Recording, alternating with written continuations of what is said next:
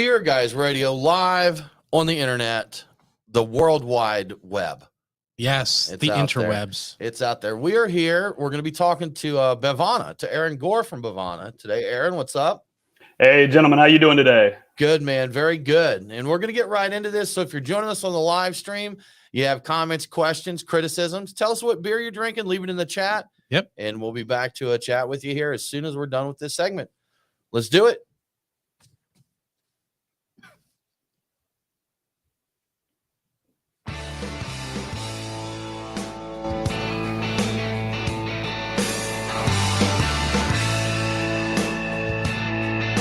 Open up a tab, grab a seat, and pour a pint.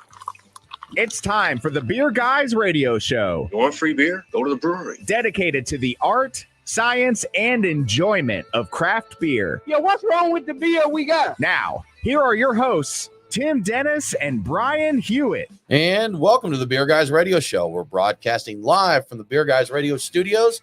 And this week, we're talking with Bevana. I'm Tim Dennis, and with me, as always, is my good friend and co-host, Brian Hewitt. Hey, Tim. Joining us today, we have Aaron Gore, the Senior Director of Business Development for Bevana. We're going to go into how the operation works, their recent rebranding, their upcoming e-commerce platform, if I can get that out, and Updog. Aaron, thanks for joining us. Hey, thanks for having me, gents. You know, I want to say it now, but I'm going to save the Updog question for later. We'll get into that. Don't resist. I mean, it's just asking. Yeah, it's just asking for it there. But before we get into that, you know, it was a holiday week. It was this week, Brian. It was. Wait, it was. It was. Yes. Okay. 420. Oh, is yes, a big holiday for some people, and you know, people that like to get faded or cross-faded, as they say. And that was it. Aaron, do you celebrate the holidays? Well, you know, I really hate to leave any opportunity for celebration off the table. Right. Yeah, man. You got to. You know, it's not my cup of tea. I don't deal with it well, so I choose not to partake. And I like to go around. I forgot to do it this year, but I've got this one of Ned Flanders, a meme of Ned Flanders from The Simpsons. And it says, for all of my friends who smoke the devil's lettuce on 420, it's like Jesus is watching, Flanders looking at you. So just let them know. But I saw somebody refer to it as, I think, electric cabbage. And I'm like, ooh, there's cabbage. Always a new term out there. And I like that one. I think it was electric cabbage. So yes. Yeah. That's way better than nuclear arugula. Nuclear arugula. Yes. Space lettuce. Isn't that space lettuce? It's a beer and you know what? There's also a space arugula, I believe, from the same makers of that beer. So isn't it astronomical arugula? Oh, it's astronomical arugula. Monday Night Brewing. Yeah. Aaron, familiar with those folks? Very familiar with those guys. And a real missed opportunity considering the rest of the world refers to arugula as rocket, to not just call it space rocket. See, man, they could have done that. Give them time. They'll get there eventually. There'll be another one. But you know something I was thinking about. Remember terpene beers being super cool for like 10 minutes? Oh yeah. Is that and the 420 strain series? Yeah, from Sweetwater, and of course, Brian, to celebrate the holiday. Yeah, we've got a little Sweetwater 420 here. Yes, we had to do it, but you know, I haven't seen as much of those anymore. And the Hemperor was kind of a big thing, and it disappeared. When you open it up, you could not miss it. Yeah. Do you guys mess with any terpenes there at Bevana or any other substances of the like? Well, nothing along the terpene strain yet, to your point of a passing fad. And I'll tell you what, too, you do not want to be the person having to replace the lines after Hemperor went on. That thing would absolutely everything coming after. Real fun, though, if you put on like an Imperial Stout. It was like, you know, drinking a weed brownie, which is great. Oh, that's an interesting thought. Dank. We definitely do have. We play a little bit in that space though. We just released recently Tranquilo, partnership with our friends down at Bay Cannon Beer Company in Florida, which is a hemp seltzer with 20 milligrams full spectrum CBD, non-alcoholic, and both peach and pomegranate. So definitely, you know, something to add to your day and really be able to extend the session. Yeah. And you're not allowed to actually mix the CBD in with alcohol right now, right? That's off the books completely, isn't it? Am I right on that? Completely off the books. And I don't think if you ask anybody, they think that's going to be something that's put on the books anytime within the next ever. Yeah, I figure there's probably not a big call for that. People that want to partake in both can find ways of doing that That's without having federal it. stuff, Brian. Yeah, it's fed. Federal. Yeah. They're not going to muck. Well, with they're not going to bust into your house if you happen to take a CBD gummy and drink some beer, but maybe they will. I don't know. it. I don't know. Depends on how many what state CBD it gummies is, you man. have. Right. Yeah. The house is packed with how many gummies is that? It's- That's At a certain disturbing point- amount of gummies. At a certain point, this becomes a federal crime. I'm Yes. But happy holidays to all our friends that do partake and celebrate. Nappy Roots. Like, oh yeah. I know they enjoyed the holiday, so it's good times. Excellent. Well, Tim, I guess we need to get into the beers of the week. Brian, beers of the week, as we mentioned, we've got to get some Sweetwater 420 today to get into that. We pre-gamed with local beer, Halfway Crooks Farina. We went out and enjoyed their Kolsch Fest this past weekend. Yep. That was a great time. From 6 Point, we have Pineapple Resin. And from Southern Prohibition, Spoils of War, a milk stout with maple. And Brian, because I know you like stouts and lactose, we also have WeldWorks Coffee Coconut Stout. And I've had the WeldWorks one before and love that. So I'm excited to get that in my glass. You missed the headline though. The coffee was in there. That's the big thing. I tolerate everything else to get the coffee. As long as the coffee's in there. You do what you got to do, right? These days, can you even get a stout doesn't have lactose in it? I don't even know if that's possible. I don't think they even make them anymore. I think the lactose actually puts itself into the kettle. It's self-inoculating and just naturally from the air. It's spontaneous lactosization. It's raining lactose. Hallelujah. Spontaneous lactating? Is that no, maybe not. Never mind. I thought you were going to say a different term there and it was going to start sounding dirty. No. And you really got to be careful because some hype brewery is going to pick up that concept and run with it. Just go with it. Just raining lactose. Running around with spray bottles of it. Beer. Yes. It just starts leaking out the front of it. I already don't want it. I'm already very disturbed and a little aroused by it. But there are niche websites for that kind of thing. There probably are. Aaron, what you drinking today?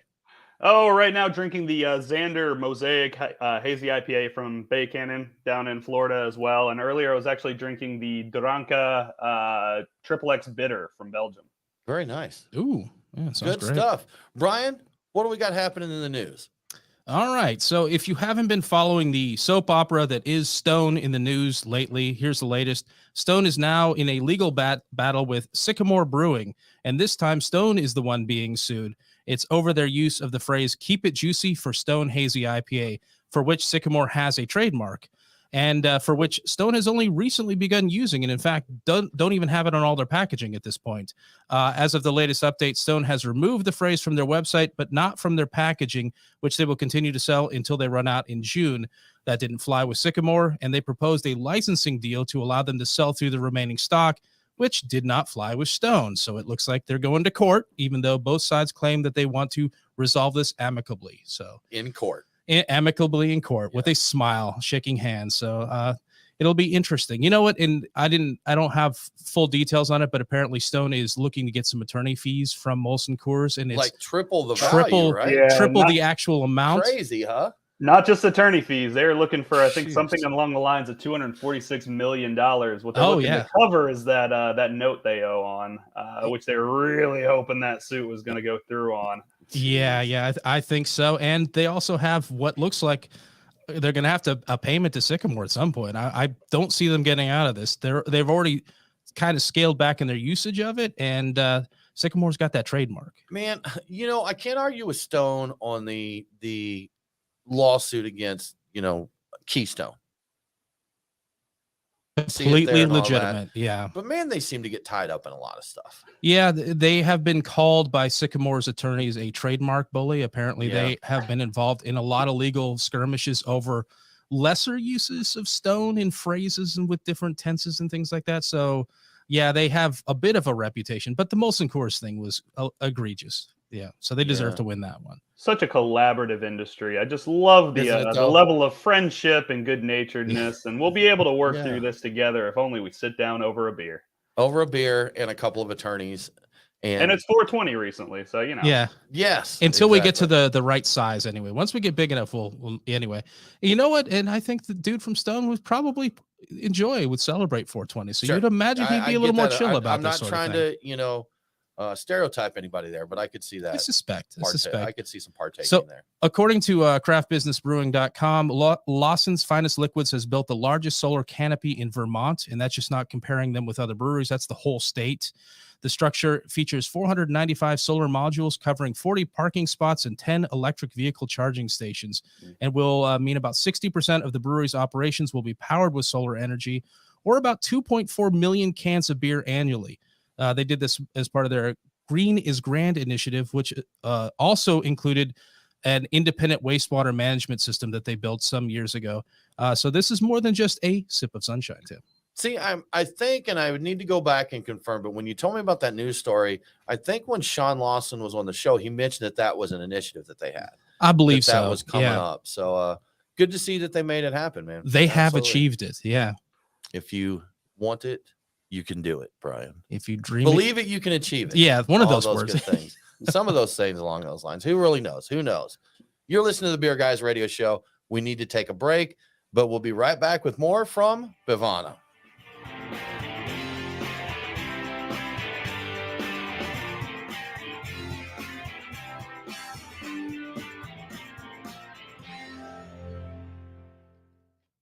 Boom.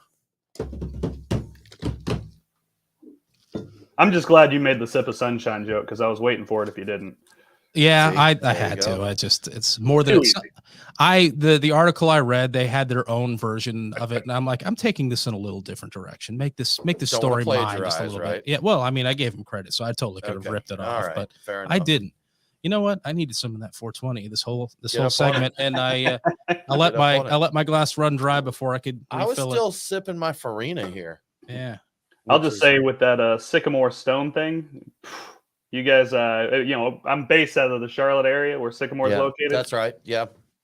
Just a whole bunch of nice people doing nice things to each other. That's all around. Yeah, that's reading around. I kind of got that was the impression there. And, as I know, kind of sarcastically joking about the collaboration and friendliness in the industry and that, but there generally is, but it's always a few people that it's not there. It does seem more typical for most breweries. People are into it and they kind of, they're buying into the communal aspect of the industry. And there are a few people in here that are like, Yeah. And I understand protecting your trademark. Yeah. At the end of the day, it's a business. And, you got to make sure that you're still acting like a business. Honestly, that's a huge problem for the industry. You were really starting to see the industry mature, and a lot of folks within it haven't necessarily caught up to that. But there's a way to do it, and there's a way not to do it. And, right. To echo what Brian was saying earlier about Stone, man, they've gone after anybody who, I'm amazed they haven't gone after The Rock because his name is a synonym for Stone at this. That's true. Soon. And the thing is, you really need to do that when you're small. We've got our logo is trademarked. We have it trademarked, and there was a blog out there, another podcast that was using nearly identical logo.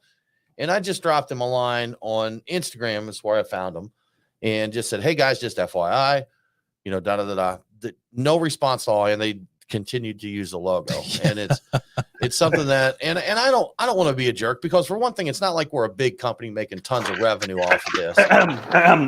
Sorry, I'm reading the new report and Beer Guys Radio is suing a small on Instagram. It turns out that I looked at it. I think the dude did one podcast and then was just did one and quit, and pretty much was posting on Instagram. But here's the thing: the issue that they always talk about with this stuff is that you have to have, if there's market confusion, different things like that. One of our listeners was at a beer fest in Seattle, and someone asked him, he's like, "Hey man, why are you wearing is that a so and so shirt?" And he's like, "No, it's Beer Guys Radio."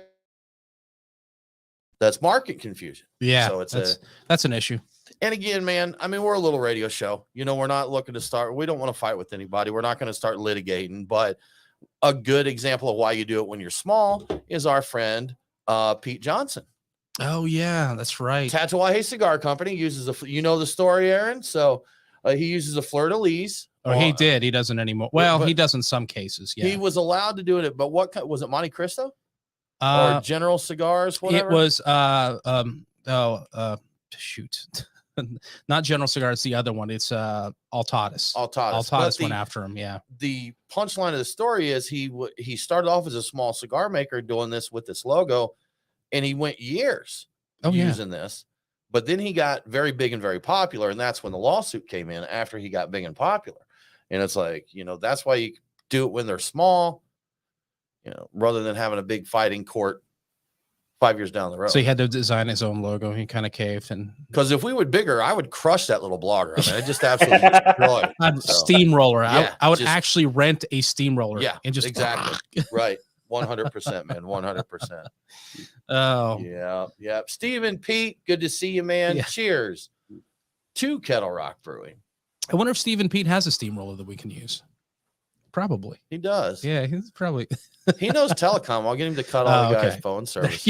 Cut his internet service. We're gonna ruin this guy's life. It'll be a little while. He won't have any idea what the context of all this is. It just suddenly bad things start happening. That's it. Just like, what in the world, man? Why is it? What's going on? He's calling these cell phone companies like, nothing looks wrong here. He's like, man, I'm telling you, it's not working. We don't know.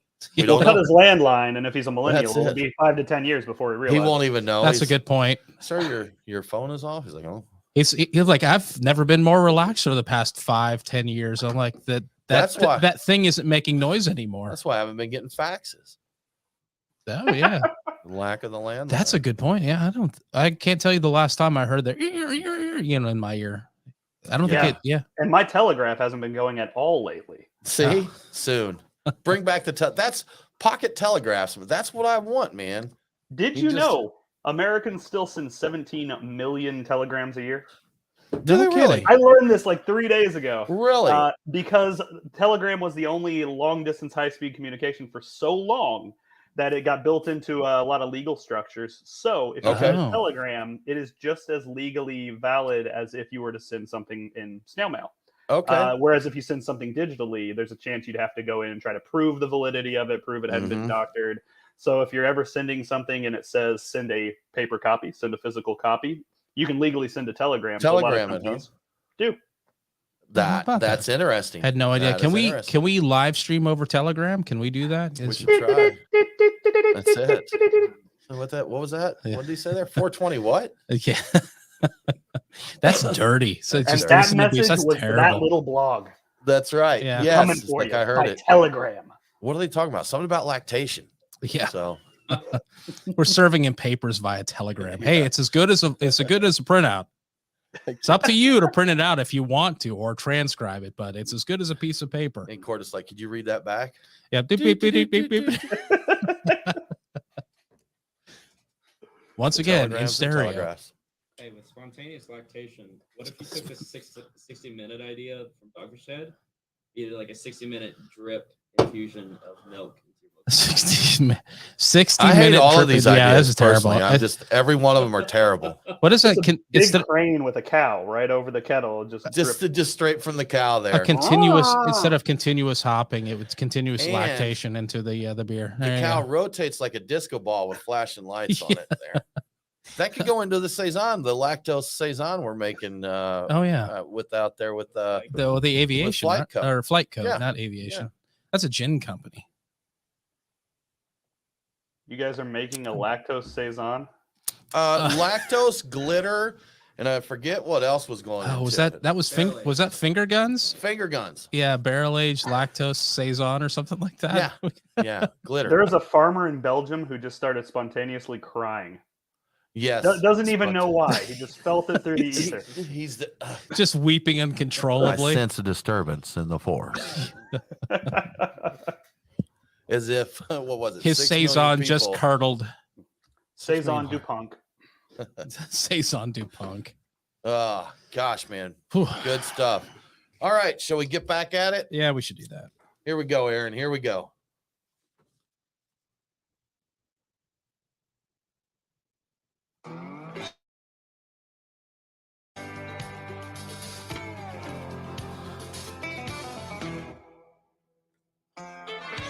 Follow the Beer Guys on Facebook, Twitter, and Instagram. Next Friday is Hawaiian Shirt Day. So, if you want to, go ahead and wear a Hawaiian shirt and jeans. Now, back to the Beer Guys radio show.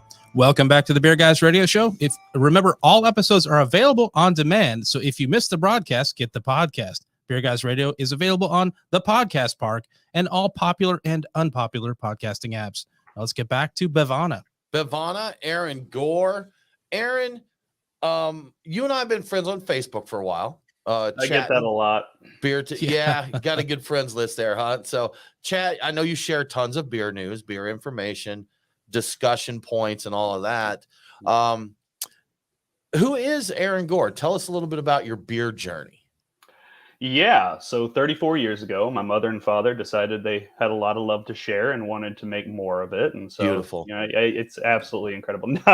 No. So I actually come from a family that doesn't drink at all, ironically. My dad's a minister, and my mom is the more buttoned up of the two. So I wound up discovering beer, as most of us did, through college and nights I don't remember.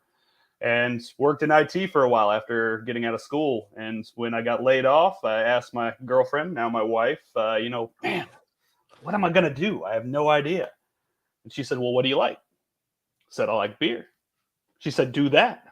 I said, that's brilliant. Didn't know you could do that. So I found my first job in the beer industry on Craigslist, of all places, which dates me a little bit. Selling beer up in Rhode Island for a little company out of Chicago, and have been doing it ever since. Did sales for years, wound up running most of the Northeast for a company for a while before moving down to the Carolinas. Moved on to being a full-time sales and marketing consultant for the industry. Consulted for breweries all over the world, as nearby as down the street from my house and as far away as Bali in Romania. And then came on board with Community Brewing Ventures at the time. Andrew Derstowitz had just gotten the model kicked off, and he brought me on to help him not only with the model, but also to help bring in brands and really help mold this into something workable and something that can grow and really help change the industry. And been doing it ever since. Good stuff, man. Now, Bevana, we're going to talk, of course, in depth about it, but what is Bevana? Well, good timing there. I finished that question right as he went to take a drink. It's like when the waitress comes to your table as you. You're getting the first fork into your mouth. Is how's everything tasting? And you're like, you just put it in your mouth and like, first bite. How's that beer tasting, Aaron? Absolutely delicious. Everything they make over at Bay Cannon Beer Company, a partner of Bevana, is spectacular. There you go. It's good to know. It's good to know, man. So yeah, Bevana, tell us a little bit about exactly the structure here. What is it? Yeah, so what we really are is we're a platform. We're a way of fixing one of the biggest problems that the beer industry faces, which is that, when you are a passionate maker, you love making beer, you love creating beer, you love just experimenting and trying things out, being connected to your community, making beer for your community. You could be making the best beer in the world.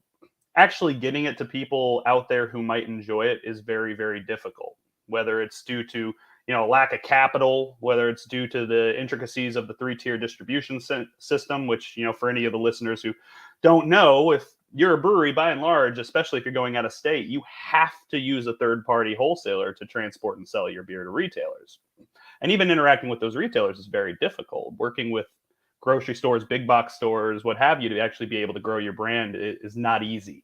And it's not a skill set most small business owners have. When you're running a brewery, it's easy to forget these are small businesses. These are folks who might have been in IT. They might have been lawyers. They might have been engineers. They might have been janitors before getting into this industry. But what a lot of them weren't were, sales and logistics folks. So a lot of times that's just one thing too many. So what we do is we consolidate a lot of the resources of a lot of small independent breweries all over the world and really allow them to allow us to go to larger producers on their behalf. Take the things they're already doing great. Just make more of it. Let us put everything in one warehouse, so it's one truck going out. Make it real easy on the wholesalers. Make it so they only have to talk to one major person instead of 50 smaller companies, because that's what they want to do. And that lets us have more of a voice. That lets us speak on behalf of a collective, a group, rather than trying to negotiate piecemeal, because then you're just going to get ignored. And it gives all the partners that we work with, it gives us as an organization the ability to really act big while still being small, and not only have some of those advantages of scale, but also really leverage the fact that there are advantages to being small. You can be more nimble. The next hazy IPA is not going to come out of Sierra Nevada. It's not going to come out of Founders. It's not going to come out of Boston Beer Company. It's going to come out of somebody like Halfway Crooks. It's going to come from somebody like Bold Mariner Brewing Company, somebody like, Spoonwood Brewing Company up in Pittsburgh. So if we're able to really work with them, help them grow, help them reach customers that otherwise the only reason they wouldn't be able to discover is because of all these things that are out of their control, that's really what we're here for. So I noticed looking at your website and knowing some of the terminology of the industry, I would have seen distribution partner. I would have thought contract brewer, gypsy brewing, things like that. And I noticed you're being very careful not to necessarily use those terms, but a platform and that. What sets you apart for the companies that are, say, just a contract brewer or something along those lines? Well, there's nothing wrong inherently with wholesalers. Sure. Nothing wrong inherently with contract brewers. We work with contract brewers every day. What they do, though, is they specialize. What they're very, very good at is making a whole lot of beer very consistently, very good. What they're not necessarily good at is getting that beer to market. What they're not necessarily good at is really building a brand or supporting these small companies. Because for them, a lot of times the minimum batch size at any contract brewery you actually want to have your beer produced at is going to be like 50 barrels. 50 barrels when you're producing the levels that we are isn't that much. 50 barrels for your average small brewery in the local area, that's 6 months worth of product. Right. And they're going to have to pay for it up front. It's getting dropped at their door. They got to figure out a way to sell it in limited distribution. It's not a good relationship. And for the contract brewers, it's not a good relationship either, because now they got to deal with, again, 50, 60, 70 small companies just to be able to fill up their tanks. So instead, we're able to work with them and say, hey, we're going to fill up all your tanks. We're going to help broker on behalf of these small companies. We're going to be able to produce it on a much larger level. And because we're able to plug everyone into our network, and our full distribution network, we have the e-commerce platform coming up, 50 barrels isn't a concern. We can go all the way up to 1,200 barrels in a batch if we want to. It's a lot of barrels. That's a whole lot of barrels. Yes. So we can scale it up as we need to, and we can really grow it as we need to. So it's basically removing the barriers between what a brewery could do and the resources they have. Right. So kind of logistically organizing to a certain extent, some of that contract brewing for them. Are you doing some of that contract brewing, or is it you're just hooking them up using your larger organization to kind of leverage that to get better deals with contract brewers? Yeah, a little bit of both. So we actually have an R&D facility in Newton, North Carolina, that we use as our initial scale up for a lot of the recipes. We want to make sure we've got their recipes down lickety split before we go to anyone else. And that really gives Levi Duncan, he's our master brewer. He actually just judged World Beer Cup over the last week.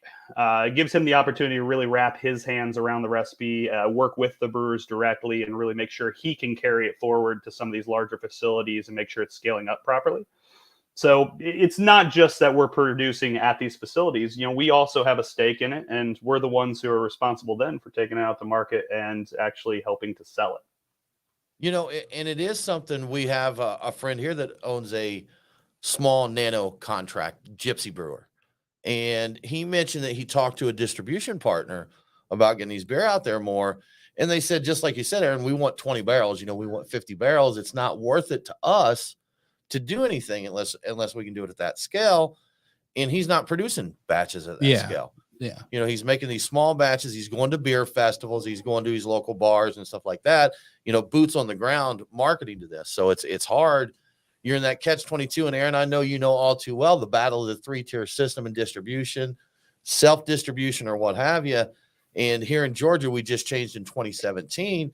It didn't make sense to open a small brewery that just did these classic small batches. And man, some of the finest beers, like you mentioned, come out of these little guys. Oh, for sure. So definitely. Yeah. The example I always use is, I know Etsy's got its own problems, and it's not an exact comparison, but Sure. If for example, I really, really wanted a set of, I don't know, crocheted Batman underwear. I might be one of only 3 people on the entire planet who wants those. And there might be one dude in Croatia who makes like 10 of them a year. If not for something like Etsy, we're never going to be able to discover each other and actually be able to get what I want, and for them to be able to actually, sell the product they're making. Right. He's got you covered, man. Yeah. He's got you covered on your Batman underwear. And with that, we're going to take a break. I'm not saying I'm wearing them now, but. right? Yes, you're listening to the Beer Guys Radio Show. We need to take us a break, but we'll be right back with more from Bevana.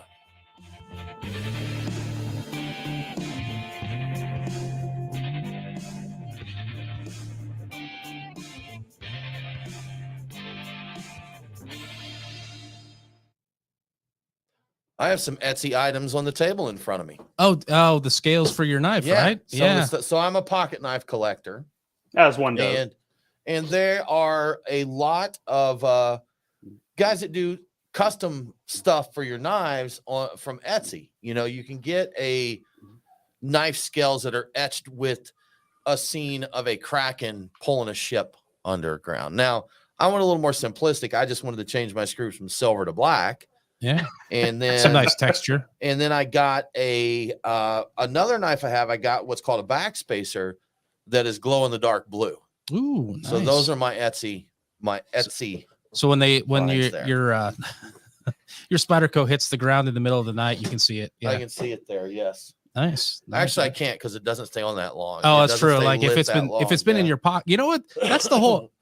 That's the one flaw in that concept. I like the idea, but if you're keeping it in your pocket because it's a pocket knife, it ain't gonna be glowing when you pull it out. That's just it. And even it's like by the time you need it to glow, it's not going to be charged up because it hasn't been light. Hold on, guys, don't start the knife fight yet. Got to get a little light on the back of my blade, when I'm stabbing you, it looks great. Yeah, check back in 3 to 4 hours, and I promise we're gonna do this. Yeah. Then it's going down. It is going down.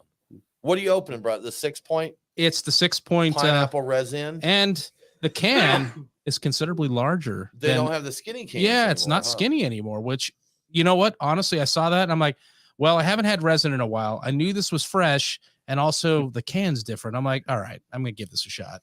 So I don't know for a fact that's why ABV changed it over, but those slims have become very, very hard to get your hands on at anything resembling a reasonable price. Thank you, White Claw and Truly. I was going to say all the seltzer folks are gobbling them up. It's like we were doing great until seltzer came along. Oh, we use them for two of our sours under the D9 brand, and the price on the aluminum has just skyrocketed. There's way more competition than it used to be. Those things used to be borderline free. Yeah, you know what? That doesn't surprise me. You know, I guess Red Bull was the big consumer of those for a lot of years, like maybe the only one. So but they were shorter. Did they? Yeah, they were maybe closer to 8 ounces, weren't they? I think so. I think that was the size of those. Yeah, seltzer killed it, and then everybody going to cans suddenly is Ball Corp, who makes most of the cans for everybody that everybody uses. They're oversold for like years. It's going to be like I think they're supposed to have a new facility going online. They said late summer. It's looking like it's probably going to be fall, but there's also a couple of other companies, one domestic and one out of Poland, that are investing quite a bit of money in new facilities as well. So it'll get fixed. The real question is how long it's going to take to get fixed, and the fact that until the Midwest aluminum premium gets right sized, that's sent the price on aluminum skyrocketing. We're looking at 3 to 4x what it was even just 2.5, 3 years ago. Wow. Crazy stuff, man. There's a reason why beer is so much more expensive. And with everything happening in Ukraine, Ball Corp had a facility in Russia that was producing cans.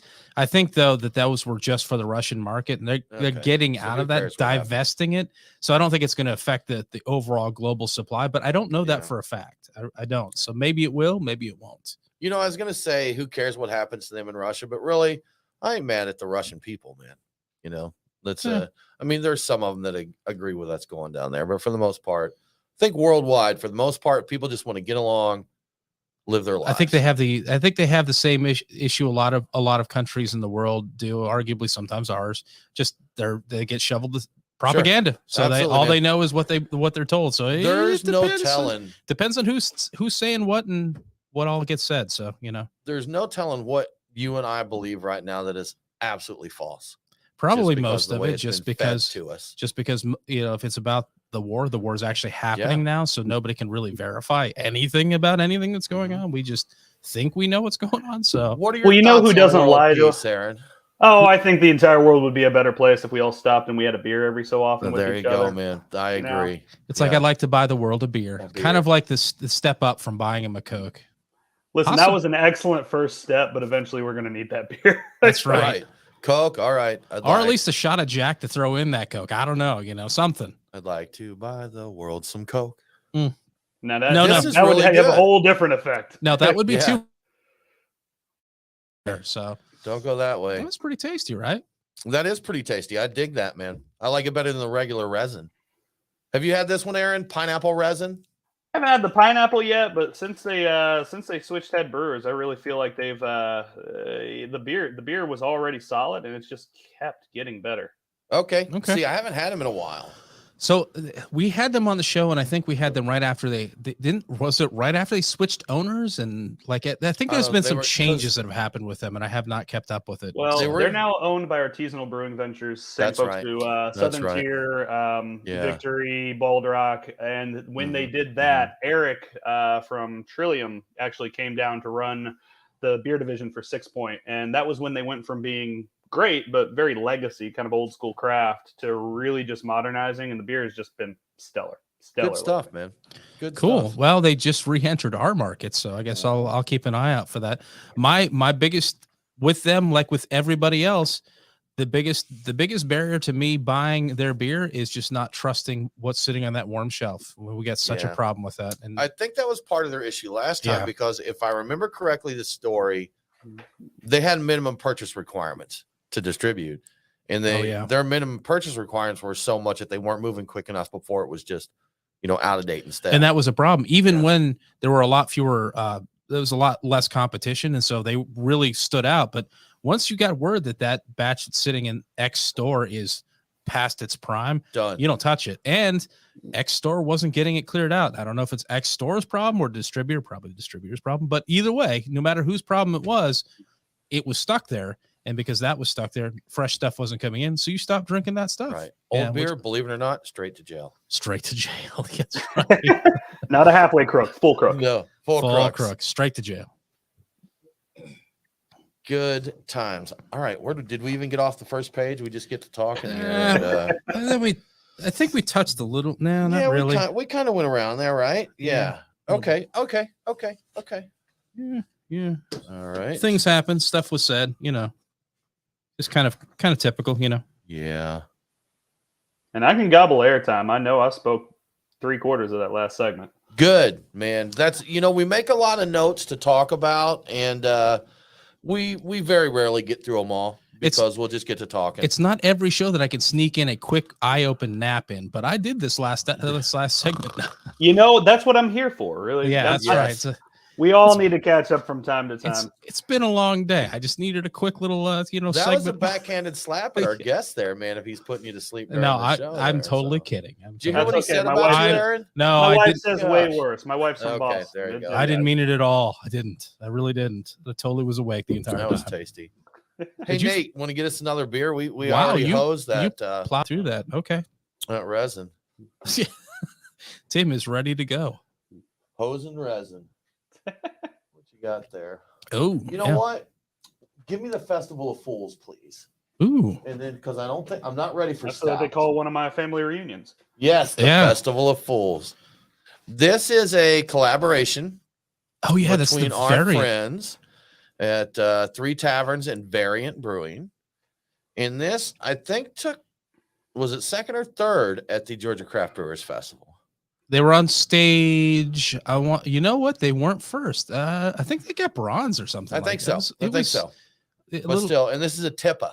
oh yeah. A Tippa. Those were very hot. The triple IPAs which are is for a turkey IPA. turkey IPA. It's Yes. been dry yeah. turkey. They apply the turkey with a baster of all It things. was also Yeah. spontaneously lactated. Spontaneously lactated. I would really like to have the what do we call it? Stuffing or dressing? I want some made with that turkey. That turkey. Yeah, Stuffing I don't- like a sane person. What's that? Stuffing like a sane person. I agree Stuffing? with No, that. I'm yeah. on team dressing. Yeah, I know. Tim's You not would saying be. though. I Yeah. know, right? That's so Tim. That's so Tim. Yeah. Stovetop. I realize that I'm They in, actually call stovetop stuffing, it's don't they? stovetop stuffing, and Yeah. we always called it that growing up. I'm from the West Coast, but I realize I am in the South, and so I'm not going to throw shade on the local vernacular. But see, I really like a really good homemade cornbread dressing, Mm-hmm.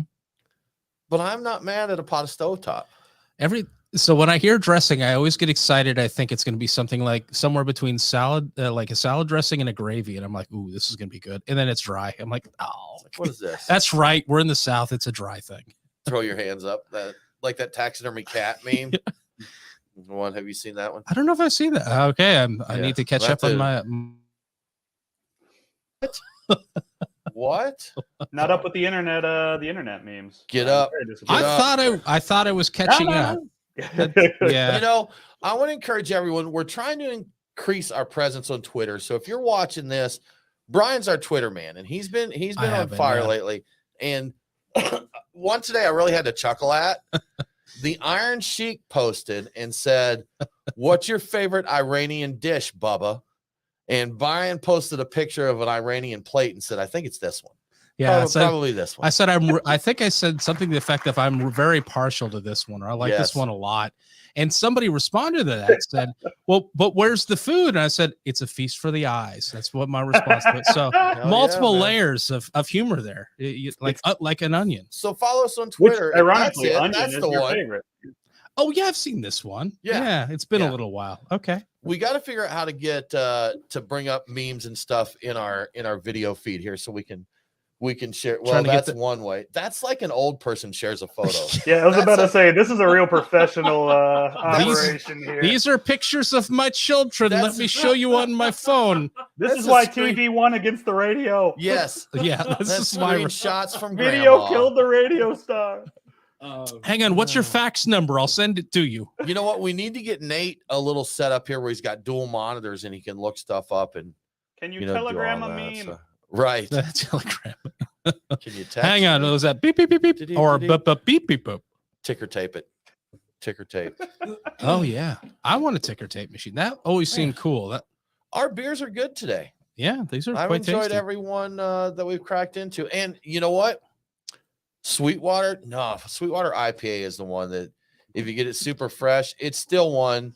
It's one of my old crushes, man. And Super that fresh comes at from the a guy brewery? who's not an IPA guy, quote unquote, but super fresh Sweetwater IPA is still a stellar beer. Super Fresh 420 is still really, really good. Yeah, The times I've just said, you know what, the heck with it. I'm going to order this at a bar where it moves quickly, and I have it. And I'm like, dude, this is a great beer. I see why this is still around everywhere. And they're in almost, is it half of the states now? Around here, yeah, man. they're everywhere. They're out there. They're all over the country now because they got a brewery in Colorado, I think now, and they're everywhere. Well, they got bought by a marijuana company, so that's true. Yeah, they're aiming for 48 lower 48 within the next couple of years, from what I've heard. Yeah. Like I don't doubt that at all. Is it Afria? I pretend it's Afria. Didn't Afria get acquired, or did they acquire someone else? I think they got even acquired. So either way, there's been more acquisitions. Honestly, the weed guys are just like, we've got all this weed money. We're just going to buy everything. So just keep buying it, man. There's always a bigger fish. Yeah, they're like in between buying Hostesses and Totino's ball. Party Pizzas, they're buying breweries and other weed companies. Aaron, what is your old school beer crush? Oh, it's my favorite beer of all time, to the point that I actually get sent care packages from them of merch, even though I don't work for them. It's Sierra Nevada Pale Ale. Fair. Good. Always in my fridge. Yeah. I've already told everybody at Bevana that one call from Ken Grossman, and I'm leaving this entire thing behind. Just let you guys know. I'll be a janitor.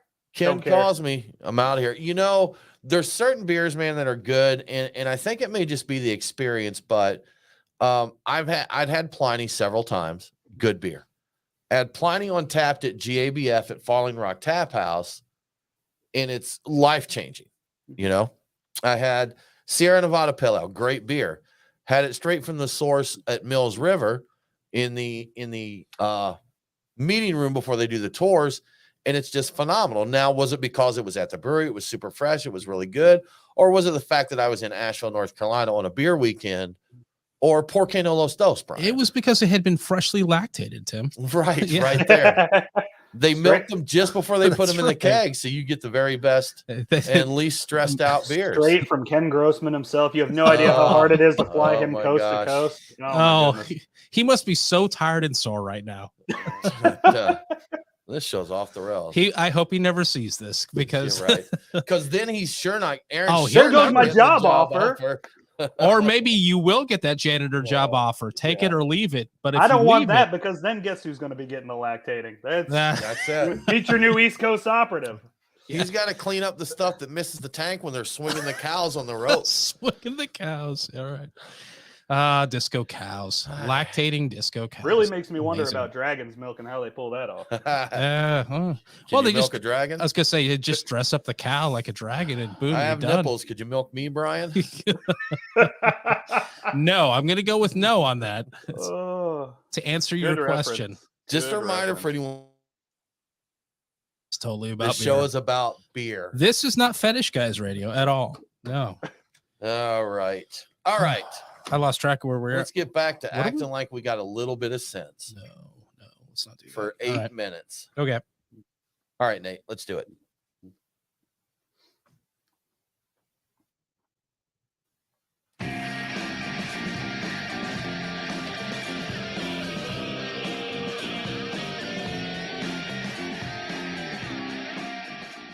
Follow the Beer Guys on Facebook, Twitter, and Instagram. Roger. What's our vector, Victor? Now, back to the Beer Guys Radio Show. Welcome back to the Beer Guys Radio Show. I want to give a quick shout out to one of our great radio affiliates, KZWY HD4 94.9 FM and 106.3 FM in Sheridan, Wyoming. Catch Beer Guys Radio on KZWY every Saturday at 10 a.m. Now let's get back to Bevana. Bevana, the name Bevana, Aaron. I'm going to ask you this, and I think I know the answer a little bit, but I'm going to let you share with us. You recently changed your name from Community Brewing Ventures to Bevana. Why the name change? Yeah, well, Community Brewing Ventures really just didn't quite cover who we were and what we were about. It's one of those names that sounded really great in the mind of our founder, who's an engineer and thinks like an engineer. You know, we're brewing on behalf of the community, and we are indeed a venture project. You know, that works wonders. But at the end of the day, we wanted something that connected a little more with what it is that we're looking to achieve, and really the feeling that we're going for, really what we're trying to project. Because you know, Community Brewing Ventures is fine. It's very technical, and we do brew, but we don't just brew. We work with products across the board. Pretty much anything that ferments, we'll play with. We already work with kombucha. We're working with a cold brew coffee company. We have a hemp seltzer. So brewing isn't quite as complete as we'd like. We're a full beverage service. Ventures, you know, it's not about the ventures. It was never about the ventures. It's really about where we're able to transport people and where we're able to get. So if we're able to really connect people with their next peace of mind, their next point of bliss when it comes to beverages, when it comes to what they're drinking and enjoying, that's really, really a better reflection of who we are. You know, I understand your point about just taking the elements and turning it into a name like Community Brewing Ventures. It'd be like calling us something like Beer Guys Radio. I know, Or right? something like that. You know, Beer it's was just Technically, ridiculous. technically Ridiculous. accurate, but yeah, Yes. does not encompass the entire scope of who we are. Right. It's a good lot thing of we milk never talk did here, that. Yeah. right. Yeah, Aaron, it could you do mentioned- something like the Tim and Brian lactating experience or anything. That'd be way better. Oh, my make it. goodness. I mean, we're gonna at least get a ton of first-time listeners. I don't know if they'll stick around after that, but they'll tune in. There for that are a first lot. Show. There are millions of people we can go through. We can cycle Millions, through all of them. Millions, Yeah, one at a time. Where do you want to go with it? I know you mentioned that, you know, the name change could kind of encompass just outside of just brewing, but what is the vision for Bevana in the long run? Yeah, so the vision for us is really to be able to provide a better way forward for small beverage companies. We don't want them to have to choose between, you know, really being passionate and dedicated and focusing on the liquid, focusing on the you know, what they're making and their customers, and actually being able to have a successful business. There's a way to do both, and there's a way to keep all the things that are great about a small, passionate, artisan-focused industry, and still acknowledge the fact that this is a business. You know, Right. Okay. it's not a hobby. Right. And because, you know, a lot of people do think that you're making beer, man. It's just, you're just having fun. yeah. It's just a hobby. You're just out there goofing off, having a good time. But it's But a lot of work. I was gonna say it can be a lot of work and still be fun and still be a Sure. business. Nothing wrong with You that. know, you mentioned something about a coffee company. I think it was a cold brew coffee company, but I saw somewhere online that you were looking into making a hard coffee. And since you brought it up, I need you to tell me more about this possible hard coffee that's coming along in the future. So there's only so much that I'm able to say right now. So it's a coffee product. We'll put it this way. We're Okay. actually working directly with a small batch coffee roaster, Javeska Roasters, out of Charlotte, North Carolina. They do not only fantastic traditional coffee roasting. We actually co-run one of our tap rooms with them. It's a coffee shop during the day, brewery tap room at night. But they're also going to be providing the coffee and working with us on a new coffee product that's really kind of innovative and never been seen before on the market, at least that I've seen. So we're looking forward to that. So the thing that I thought when I saw that is like, oh my goodness, I actually like the RTD cocktail thing that's going on. That's big right now, far more than I like the seltzer thing. That seems like it's on the fade, right? I'd agree. Some interesting cocktails that involve coffee. And I was thinking like, well, some of those could be served cold and I would really enjoy that. So a cold RTD coffee cocktail, I might be down for that if that were a thing that you were planning on or looking into. I'm just saying. FYI, Aaron, yeah. FYI. And it indeed may or may not be, but I can tell you that whatever we're going to be doing there, it's going to be nothing but the highest quality coffee. I'm a huge coffee nut. I got a Chemex, an espresso machine, 2 French presses, and a drip machine. So, I probably drink more coffee than, well, probably anything, including water, which is probably not healthy. But yeah, big fans of quality coffee, big fans of really just making sure that whatever we're putting out there is, the best that you're able to get. Because at the end of the day, that's really the goal, is make sure that people are able to have an enjoyable and reliably enjoyable drinking experience, whatever it is they like. You know what I haven't seen, and I'm wondering if it would even be legal, would be coffee and CBD mixed together. Would they clash? I'm not sure if I'm stealing his idea or not, but this just came to me just now. Well, I will tell you this as my thought on that, Brian, and then we'll of course get Aaron's 2 cents. But I had a terpene infused stout, which I really did not think I would like, because I'm not really a big fan of the tastes that weed gives off. Okay, yeah, fair enough. I've liked some of the beers that they've done. The stout was maybe one of my favorite ones. Whatever terpenes they chose to put in that, it played really, really well together. And maybe I'd love weed brownies. Hence the popularity of the brownie. Yeah, the humble weed brownie. The humble weed brownie. So, maybe mix those flavors could be fun. I was just thinking all the caffeine plus whatever lowering effect you might get from a CBD, maybe like a Delta 8, which is, I think, mostly legal most places. I don't know. Let's spend the rest of the show trying to guess what his coffee drink's going to be. That's going to be the whole. I'm entirely comfortable with this. Let's play hot or cold. Hot or cold, yes. Is it bigger than a bread box? So I'm looking at him right now, and I think I see sweat forming on his brow, but I'm not sure if he's anyway. No, we probably won't do that, but I'm intrigued by what you might have coming up. I really am. So question for you, we're talking about the platform and that, and for, let's say, a small brewer is listening to this right now, and they're like, this is something that interests me. Can you give us an example of kind of how you've worked with a brewer or any other business to take things to the next level? Yeah, of course. First off, we're always excited to have a conversation with anybody. At the end of the day, there's so many breweries out there, so many beverage companies out there that have awesome stuff, awesome branding. They're having a ton of success in their own little backyard that you've probably never even heard of because of exactly the problems we're trying to solve. So anybody who's out there, please reach out to me, a.gore@bevana.com. I'd be the one working directly with you. So that's exactly how it goes. I encourage folks, reach on out to us. Worst case scenario, we set up a call, we chat it out and figure out whether or not it's the right fit for everybody. But the first step is exactly that. Making sure it's a good culture fit. We want to make sure anybody who's working with us is comfortable with who we are, comfortable with our leadership team, and that we're comfortable working with them as well. Making sure that the actual products, whatever they're making, is top notch, something that we can really get excited about, something that we think customers will really get excited about. And from there, it's just a collaborative effort. We work together on recipes. Levi, our master brewer, sits down directly with them, works on scaling it up. Anybody who knows anything about beer, it's not a one-to-one. You got to take things into account like hydrostatic pressure, the way the yeast reacts in larger tanks, hop efficiencies, brew house equipment. But the goal is to make sure that the finished product is the same. And sometimes counterintuitively, that means that the exact quantities of everything that goes in change a little bit. So we want to make sure we're there with them the whole way through to make sure that we're able to put out the same stuff that they'd be putting out of their own brew house as well. Same thing goes on the branding standpoint.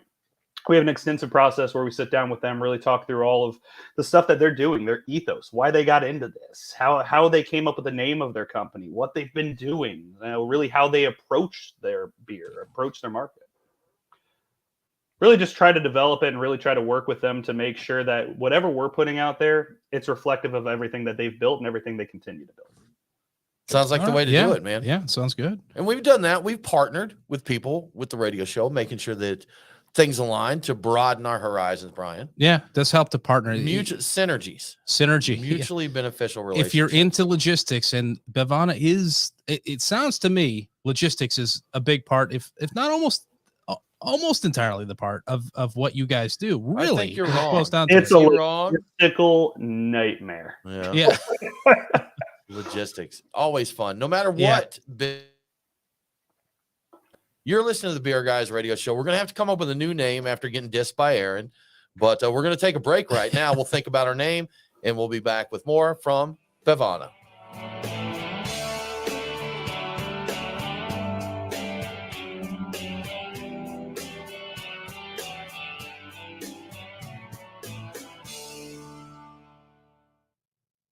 How about we use Beervana?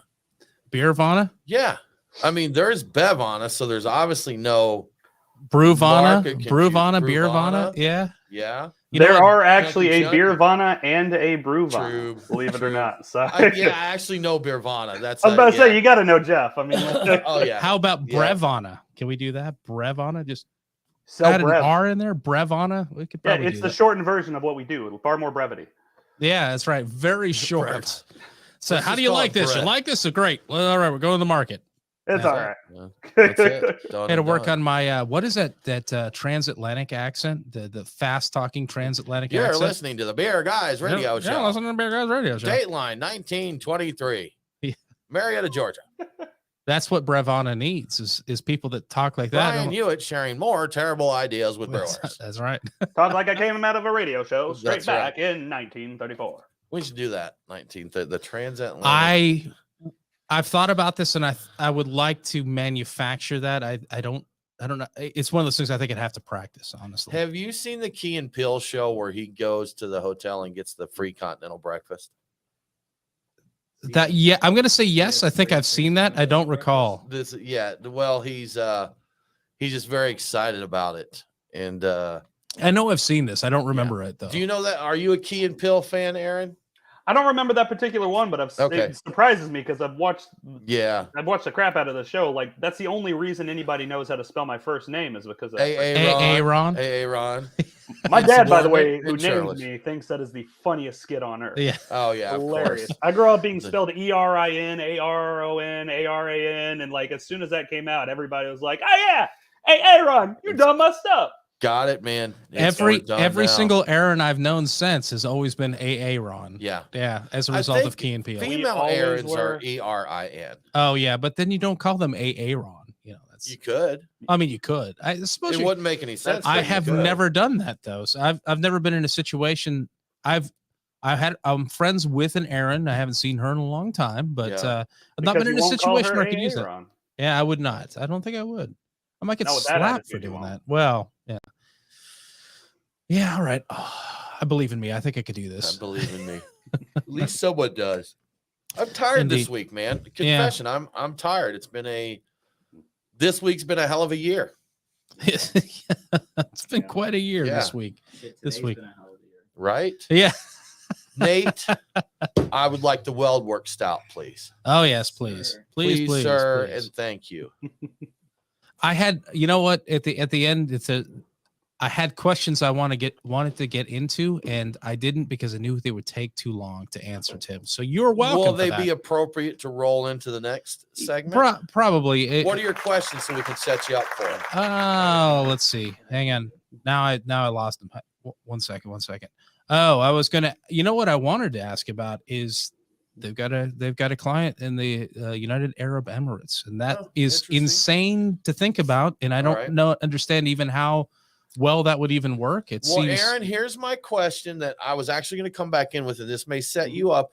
We were going to talk about the brands that you represent, the beers that you have out in the market. And Brian, that would be a good segue to throw your UAE in there. Well, But we even have also- one in Atlanta that we haven't really talked about. Much Okay. to speak All of. right. Oh, So, we yeah, probably should, but there's we're really also bringing home. Oh yes. this needs to be asked at some point. Okay. And all right. we're in the last. This is the fourth We segment. are. Yeah, I think I'm all going to just come in with that and confuse anyone who comes in on the fourth segment. right. It's gonna be awesome. Yeah. Okay. Oh, Let me empty this and get some stout. yeah, water let's get here. some stout. So there was that, and there was something else. I don't know what it was, but we'll get to it. We'll get to it, or we won't. One Brian, of the give two. me some rinsey. All there. right. And there's nothing foreboding at all about having Brian pointing at his paper and showing it to Tim, where I can't see Right. We're like, at all what's coming up. Yeah, that's right. Oh, he'll never be ready for this. He'll He will look never- like such a fool. He'll never ex- And I will suddenly Yeah. transform into Skeletor for just a moment with a beer, but it'll be awesome. Yeah, and I'll run away laughing. If you did that, that would indeed be awesome.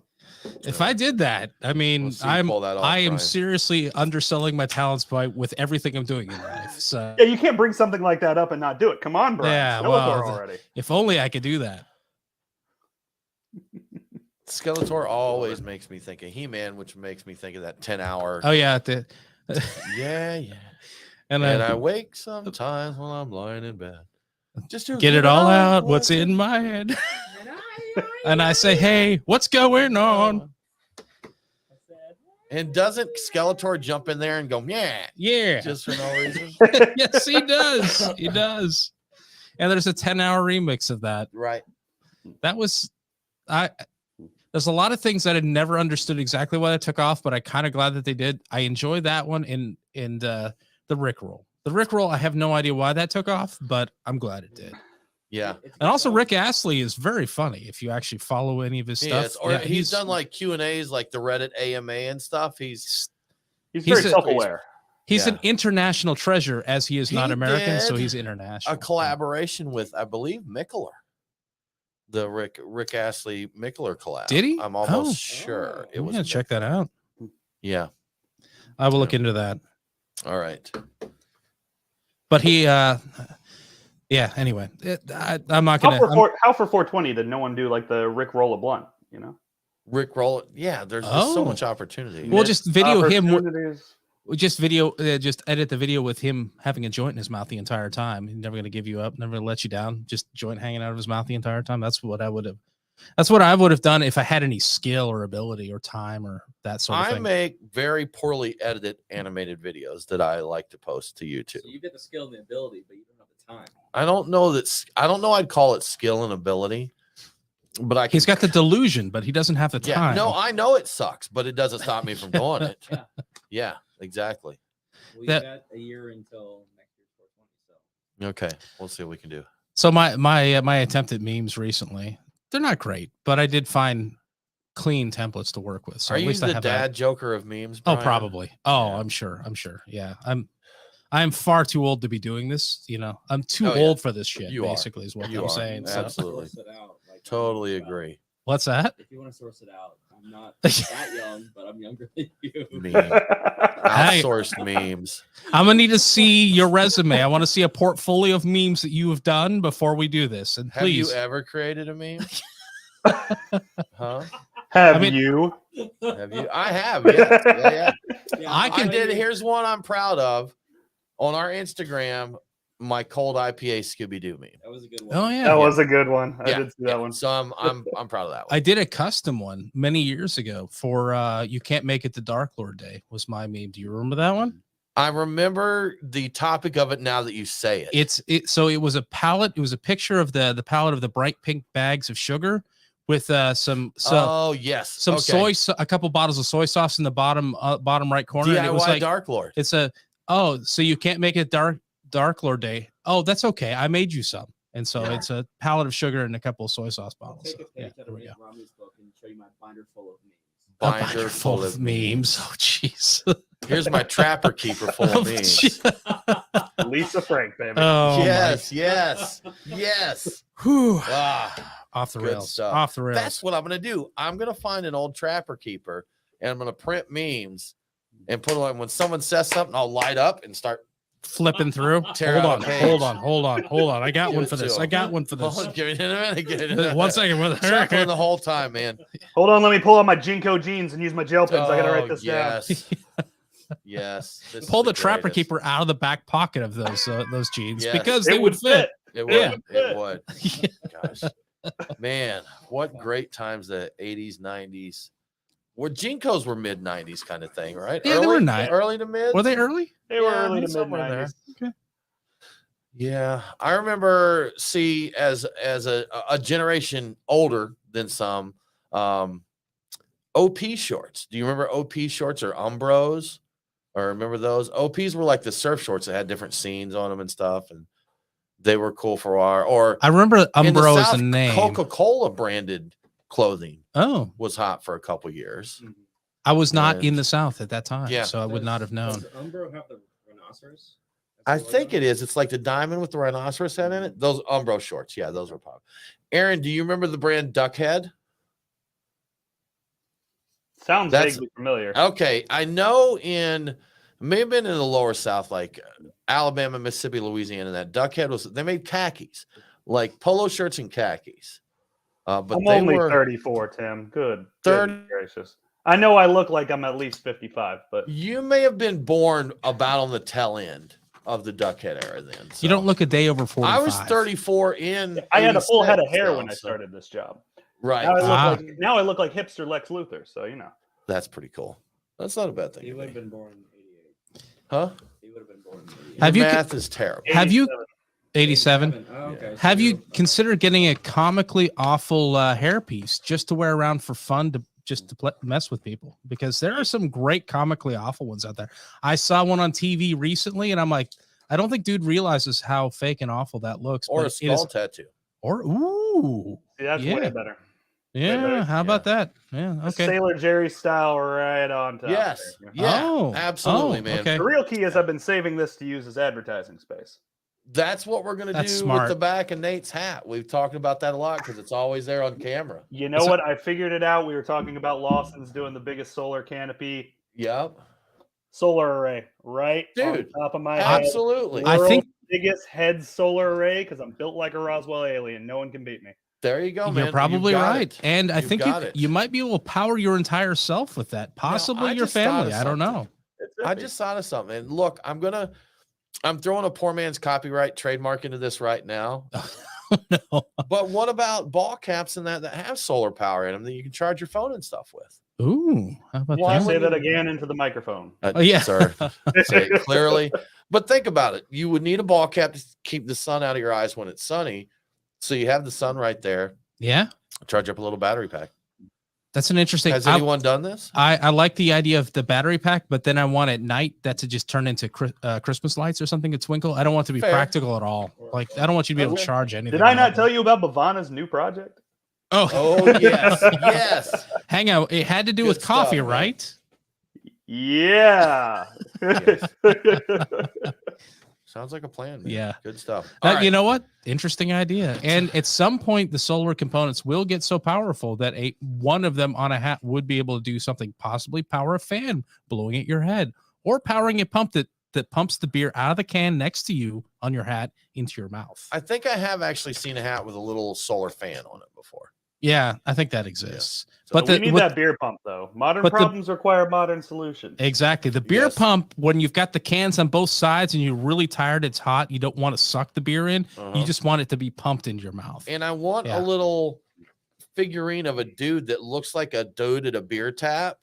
And he's Just pouring pulling it? And there's a little glass there, but there's a hose on the bottom of the glass that goes into your mouth. Oh. So you've got a bar all the way around your head, and the little dude, it flips the handle. like the German clocks, they could have Yeah, things like right. going around your head at the Yes. same time, possibly Yeah, serving we need to pretzels. get with the Germans about this. Yeah, the Germans know. They know Somebody all at about Spencer's this. Gifts is taking notes on this Oh, live they're cast all right over now. this. Yes. Yeah. Yeah. At They least started with the disco cow. I was gonna say, at least retweet us, Spencer's Gift. Come on, don't steal our Give us ideas some and not credit, retweet man. us. Have a bar-rama instead of a diorama. Bar-a-rama. Yeah, man, absolutely. Little dude sitting around the bar, the bartender there pouring drinks for you. He could even have a little mechanic arm that slid it down to the bar. Yeah. All right. And have Great ideas, on the other guys. side a guy getting thrown out of the bar. This has been a good session. This is going to be a big Yeah. hat. It's gonna be heavy. Yeah. Yeah. All right, Aaron, we apologize for all of that, but how about we get back into some radio? Love it, man. Let's do it.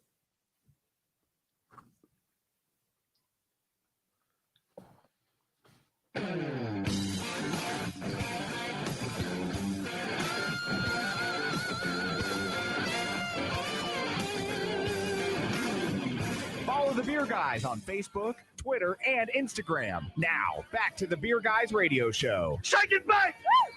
Welcome back to the Beer Guys Radio Show. If you enjoyed the show, please consider supporting us on Patreon. Just go to patreon.com/beerguys.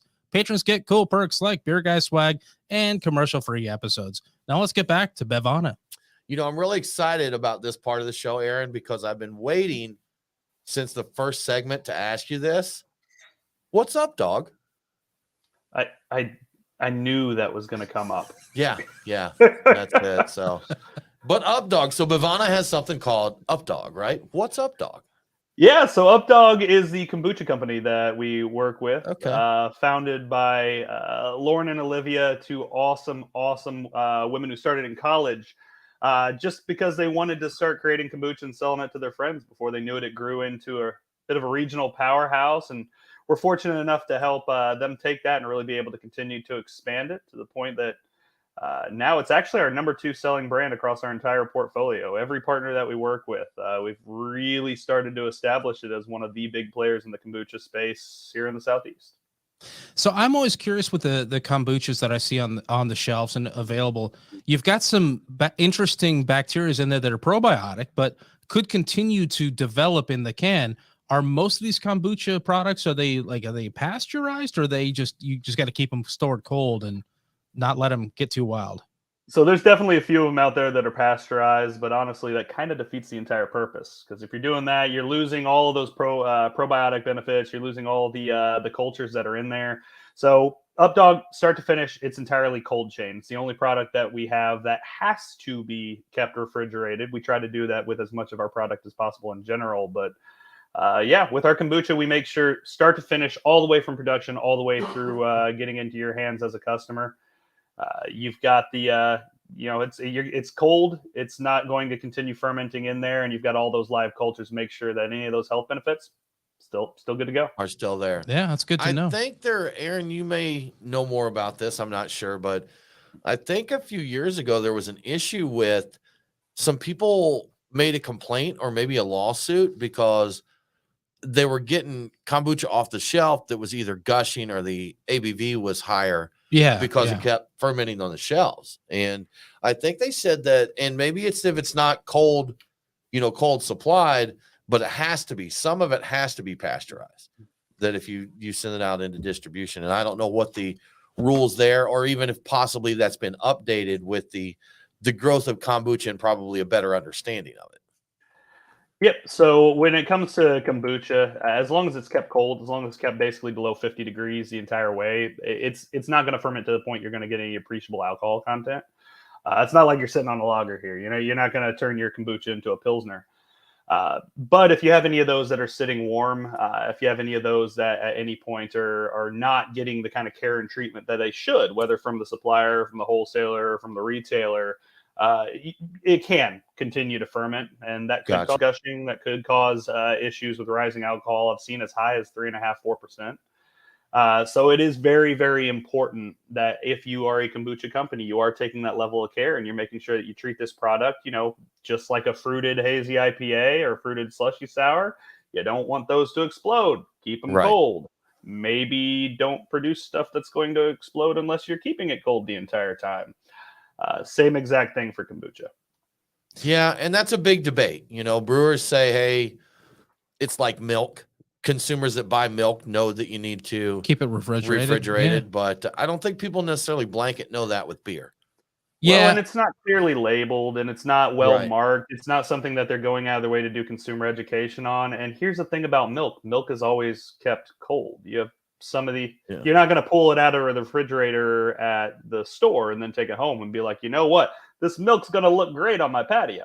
I'm going to put this in my trunk for 3 days. Trunk milk. Exactly. That's some of the Trunk best milk, Tim. Have you yeah, ever tried yeah. some trunk milk? I've got some And out there in the car right now. my plastic gallon or cardboard half gallon of milk is not going to turn into a grenade Yeah. if I do leave it out. Yeah. Too, which is another good point. The precedent of the seller, the retailer keeping it on warm shelves is kind of makes you think it's okay when it might not be, in that just a matter of they're not handling the product right. So that can in itself is kind of adding to the danger of this. So I'm kind of torn on this though, because if you get an unfiltered, beer that you get, let's say you want those big fruity, just gushy sweet fruit flavors, there's going to be some sugars there. Are there ways to do that, Aaron, to where you can get that flavor and still shelf stabilize this stuff? Yeah, so there's a few ways. We actually have access through some of our co-packing partners to pasteurization technology. That's one way of getting around it if you're using actual fruit juice. If you pasteurize it, no chance of it really bursting on you. The other way is just to avoid using anything that has high levels of the actual sugar, pectin, especially in there. That's the stuff that's going to take a while. It's going to continue to ferment, make that thing into a bomb. So with stuff like that, if you're using aseptic purees, things that aren't necessarily going to ferment in there, you're careful with your process, maintaining as much brewhouse cleanliness as possible, making sure that the ingredients you're using are stuff that's not going to ferment in the can. You definitely can. The issue is that's not necessarily something a lot of smaller breweries are either going to be equipped to do or have the technical know-how to do. Right. yeah, indeed.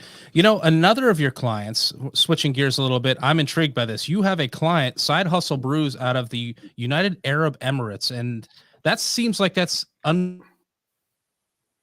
never seen a partnership that's quite like that. So how does that work, and how that even come together? That's intriguing to me.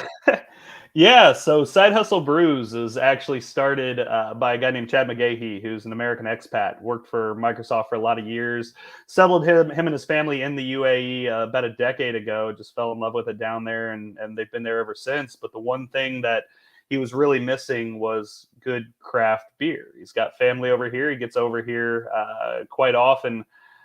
So being able to try it over here and not being able to experience it over there was definitely something he was missing. And what a lot of people don't realize is more than half the population of the UAE are people from other countries, predominantly from countries that drink quite a bit. So one of the first questions we get a lot of times is, I didn't think alcohol was legal in the UAE. Well, for citizens, no. That's what I thought. Okay. For the expats, though, definitely can.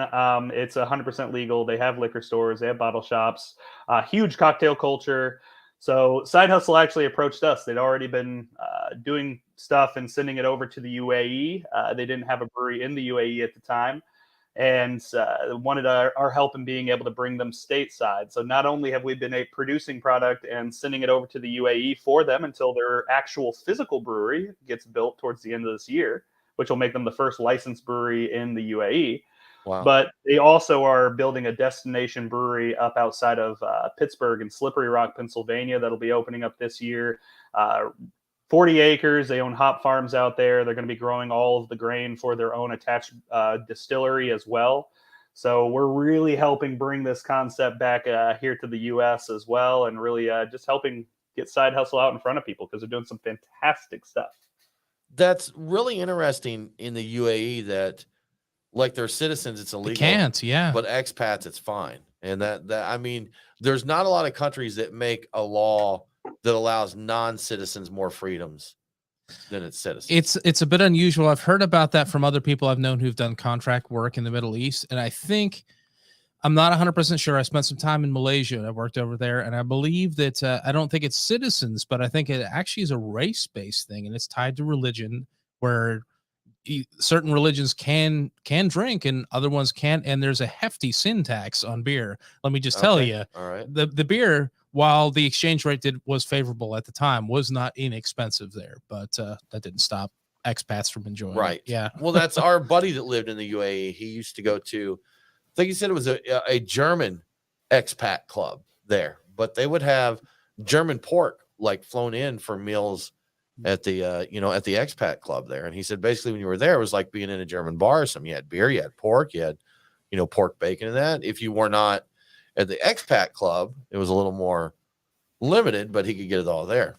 And a number of during my time in Malaysia, there actually was a special the grocery stores would have a special room for anything pork related that people, the ethnic Chinese and expats could get, that the other people with different faiths could not get. That so everything by default in the grocery store would be beef based, Compliant with that. Yeah. halal Right. basically. Sure. So in other products in restaurants were typically halal, but if you went to the right store, it was actually kind of like going to an adult movie rental place. It was like a little closed off area, like a little dirty beef room. I know, it's the dirty meat porn, basically. Yes. That You room. pass didn't through want the to see beads to get to the That's pork. right. Go Yeah. through the curtain there. And you looked around, you felt a little anxious. There's a and cow like, suspended from the ceiling. there was a spinning cow around. suspended. I'm like, he had Yeah. a ball gang in his mouth. It was just terrible. You Crazy, honestly don't crazy. want to see that. Yeah. Aaron, we've got just about a minute left here, so I wanted to mention real quick your e-commerce platform. You've got something coming up there, right?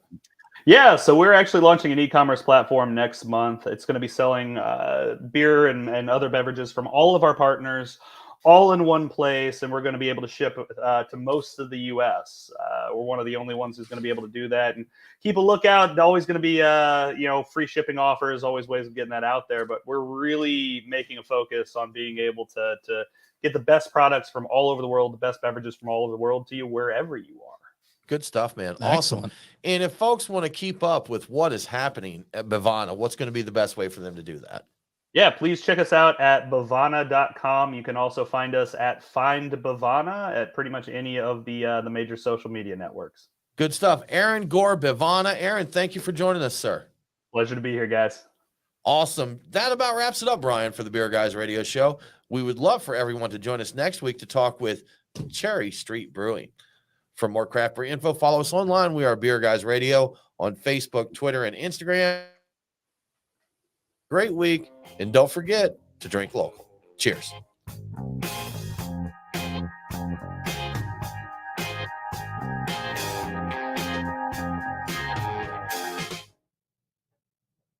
Clear. So clear. This is delicious. It is. It's good stuff, man. Cherry Aaron, Street, thanks, man. man. Cherry Street does Appreciate some you. great stuff. Oh yeah, yeah. They do. Aaron, hang with us. I'm gonna sign off on the stream here, and we'll be back.